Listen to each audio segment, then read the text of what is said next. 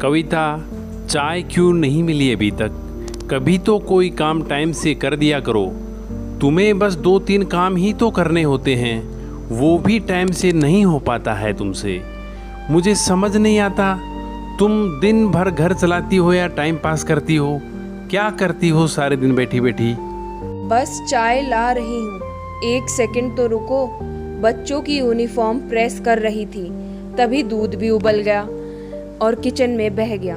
इसको साफ करने में थोड़ा समय लग गया।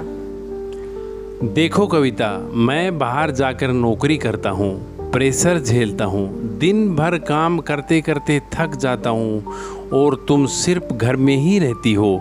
इतना तो हो ही सकता है, टाइम से सब मिल जाए तो कम से कम घर आकर कुछ सुकून मिल जाए। हर कोई कह देता है कि तुम तो बस घर पे ही रहती हो, पर कोई यह नहीं देखता कि घर घर कैसे बना रहता है।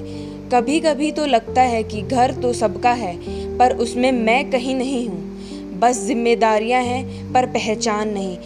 मैं सुबह सबसे पहले उठती हूँ, बच्चों को तैयार करती हूँ, नाश्ता बनाती हूँ, सफाई करती हूँ, टिफ़िन बनाती, फिर दोपहर का खाना, फिर शाम का इंतज़ाम। फिर भी सबको लगता है कि मैं कुछ करती ही नहीं। दीदी, घर में सबको लगता है कि मैं कुछ नहीं करती। मेरे पास कोई काम नहीं है क्योंकि मैं बाहर नौकरी नहीं करती, तो सब यही कहते हैं तुम तो बस घर पे ही रहती हो।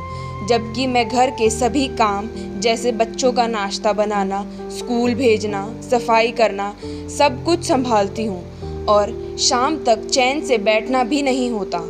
रात होते होते बहुत थक जाती हूँ। दीदी, सबको ऐसा क्यों लगता है कि हाउसवाइफ होना कोई छोटी चीज़ है?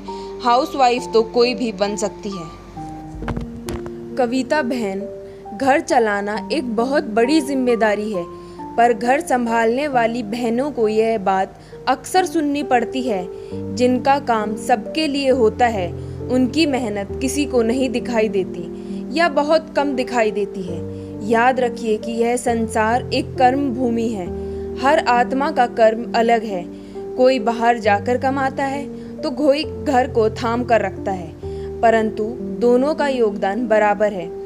लेकिन दीदी, मैं अपने परिवार के लिए तो सब कुछ कर रही हूँ और परिवार ही ऐसे बोलते हैं तो वह बहुत चुभता है और दुख होता है। कभी कभी तो बहुत रोना आता है। कविता बहन, दूसरों की नज़रों में उठने से पहले अपनी नज़रों में उठना पड़ता है। अगर आप खुद को ही महत्व नहीं देंगी तो दूसरा क्यों देगा? जिस दिन आपने खुद को समझ लिया, उस दिन कोई बात दिल को नहीं चुभेगी। परिवार की सेवा करना अच्छा है, पर बिना आत्मसम्मान के सेवा थकावट बन सकती है। परिवार के सदस्यों के बीच मनमुटाव हो सकता है, जो आगे चलकर गंभीर संकट पैदा कर देते हैं। तो फिर मुझे इसके लिए क्या करना चाहिए? आज से एक छोटी सी शुरुआत कीजिए। रोज सुबह सबके उठने से पहले कुछ पल अपने लिए निकालिए। शांत बैठिए और मन में यह 3 बात दोहराइए। पहला, मैं आत्मा हूँ, शांत, शक्तिशाली और अनमोल। दूसरा, मैं जो कुछ भी कर रही हूँ वह सेवा है और सेवा कभी छोटी नहीं होती। और तीसरा, मेरा हर कर्म इस घर की ऊर्जा को संवार रहा है। ऐसा करने से आपका मन आपके साथ हो जाएगा, और जब मन आपके साथ होगा तो बाहर की बातें अंदर तक कभी नहीं आएंगी। दीदी, क्या इससे कुछ बदलेगा? बदलाव सबसे पहले सोच में आता है कविता बहन। जब आप अपने भीतर खुद को छोटा नहीं मानोगी तो दूसरों की बात भी चोट नहीं पहुंचाएगी। लेकिन शुरुआत आपको करनी होगी। पर अगर फिर भी वो मुझे नहीं समझे तो? हर व्यक्ति का समझने का समय अलग होता है। हर दिन एक काम ऐसा कीजिए जो चुपचाप नहीं, प्रेम और गरिमा के साथ हो। आप परिवार के सदस्यों से संवाद कर सकती हैं। शिकायत स्वर में नहीं, बल्कि सम्मान के साथ अपनी बात रखिए। जब हमारी वाणी में करुणा, ठहराव और समझ होती है तो धीरे धीरे उसका असर परिवार पर ज़रूर होता है।